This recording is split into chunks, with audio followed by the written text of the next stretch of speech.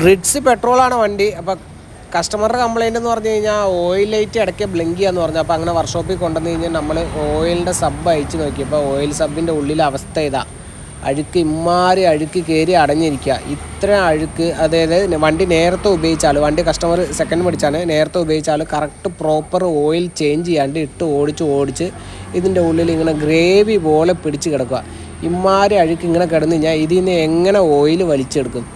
ഇതാണ് oil sub. ഈ oil സബ്ബിൽ നിന്നാണ് ഓയിൽ വലിച്ച് നമ്മുടെ എൻജിൻ്റെ പല ഭാഗങ്ങളിലേക്കും ഓയിൽ സർക്കുലേഷൻ ചെല്ലാൻ വേണ്ടിയിട്ട് കയറുന്നത്. അപ്പോൾ ഈ അഴുക്ക് ഇങ്ങനെ ഉള്ളത് കാരണം തന്നെ ഇപ്പോൾ ഞാൻ ഈ സാധനമല്ലേ, ഈ സാധനത്തിൽ കൂടെയാണ് ഓയിൽ കയറേണ്ടത്. ഈ അഴുക്ക് ഇങ്ങനെ കിടക്കുമ്പോൾ ഇതിൽ കൂടെ എങ്ങനെ ഓയിൽ മേലിലേക്ക് കയറും? അതാണ് കംപ്ലൈൻറ്റ് കേട്ടോ. നമ്മൾ പഴയ വണ്ടിയൊക്കെ മേടിക്കാൻ ചെല്ലുമ്പോഴേ ഈ ഓയിലിൻ്റെ ക്യാപ്പ് ഉണ്ടല്ലോ, നമ്മുടെ എഞ്ചിൻ ഓയിൽ ഒഴിക്കുന്ന ക്യാപ്പ്, ഈ ക്യാപ്പ് ജസ്റ്റ് ഒന്ന് തുറന്നിട്ട് അതിൻ്റെ ഉള്ളിൽ സ്ഥിതി എന്താണെന്ന് നോക്കണം കേട്ടോ.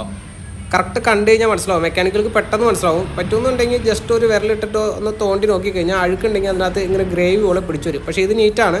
അങ്ങനെ പറ്റുന്നുണ്ടെങ്കിൽ നോക്കിയെടുക്കുക, മെക്കാനിക്കിനെ കൊണ്ട് നോക്കിയെടുക്കുക. ഇല്ലാത്തവരാണെങ്കിൽ ഇങ്ങനെ ഒന്ന് ശ്രദ്ധിക്കുക. ഓയിൽ ക്യാപ്പ് തുറക്കൽ ഇച്ചിരി ബുദ്ധിമുട്ടായിരിക്കും, ഒന്ന് നോക്കിക്കഴിഞ്ഞാൽ നമുക്ക് അബദ്ധത്തിൽ പെടാതിരിക്കാം.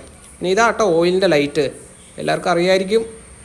അപ്പോൾ നിങ്ങൾക്ക് മനസ്സിലാവാൻ വേണ്ടിയിട്ടാണ് ഞാൻ വേറൊരു വണ്ടിയുടെ ഓയിൽ ക്യാപ്പ് തുറന്ന് കാണിച്ചത്. രണ്ടും രണ്ട് വണ്ടിയാണ്. എഞ്ചിൻ ഓയിൽ മേലിൽ നിന്ന് ഫില്ല് ചെയ്യുമ്പോൾ നമ്മൾ ആദ്യം കാണിച്ചില്ലേ, വീഡിയോയുടെ തുടക്കത്തിൽ കാണിച്ച ഒരു പാത്രം പോലത്തെ സാധനമില്ലേ, അതാണ് ഓയിൽ സബ്. ആ ഓയിൽ സബിലേക്കാണ് ഓയിൽ വന്ന് വീഴുക. അപ്പോൾ അത് വൃത്തിയായി ഇരുന്നാലാണ് ആ സ്ട്രെയിനറില്ലേ, ഒരു വല പോലത്തെ സാധനം, ഓയിൽ സ്ട്രെയിനർ, അതിൽ കൂടെ ഓയിൽ വലിച്ചെടുക്കുക. നമ്മൾ വണ്ടി സെൽഫ് അടിക്കുന്ന സമയത്ത് എഞ്ചിൻ കറങ്ങുന്നതിൻ്റെ ഒപ്പം തന്നെ ഓയിൽ പമ്പ് ഉണ്ടാവും. ഓയിൽ പമ്പ് എഞ്ചിൻ്റെ ഏതെങ്കിലും ഒരു സൈഡിൽ ഉണ്ടാവും. ആ പമ്പും കൂടി കറങ്ങും. ആ കറങ്ങുമ്പോൾ ഓയിലിൻ്റെ സബ്ബിൽ നിന്ന് ഓയിൽ സ്ട്രെയിനർ വഴി ഓയിൽ വലിച്ചെടുത്തിട്ട് എഞ്ചിൻ്റെ കറങ്ങുന്ന എല്ലാ മെറ്റൽ കറങ്ങുന്ന എല്ലാ ഭാഗങ്ങളിലേക്കും ചെറിയ ചെറിയ ഹോളിൽ കൂടെ ഈ ഓയിൽ പ്രഷറിൽ ചെന്നിട്ട് ലൂബ്രിക്കേഷൻ ആവും. അപ്പോൾ അങ്ങനെയാണ് ഈ ഓയിൽ ലൂബ്രിക്കേഷൻ ആവുന്നത് എഞ്ചിൻ്റെ ഉള്ളിലേക്ക്.